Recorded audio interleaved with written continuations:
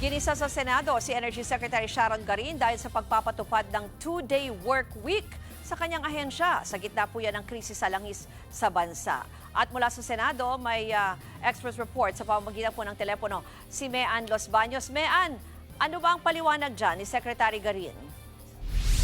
Hi, Ruth. Naku, eto nga, kinastigo ng Senator Amy Marcos si Energy Secretary Sharon Garin sa pagpapatuloy ng pagdinig ng Senate Protect Subcommittee. Dahil kasi sa pinatutupad nitong memo, 2 araw lang kada linggo ang pasok sa opisina ng mga taga-DOE at kalahating porsyento o 50% lang, Ruth, ng mga opisyal at empleyado nito ang pisikal na pinapapasok. Sabi ni Senator Amy, tila walang urgency ang DOE. Gayong ito ang pangunahing ahensya na tumutugon sa krisis sa langis.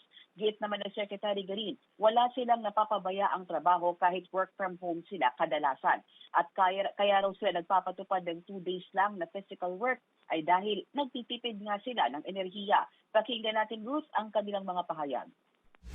Ang DOE, 2 days lang.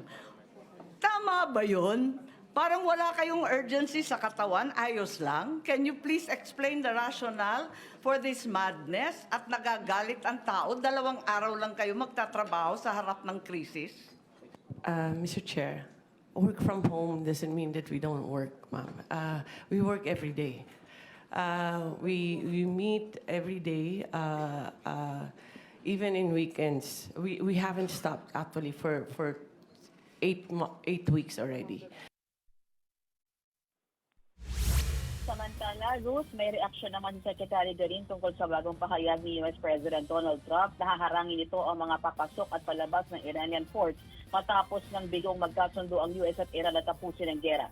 Sabi ni Garin, posible raw itong makapagpataas ulit sa presyuhan ng langis.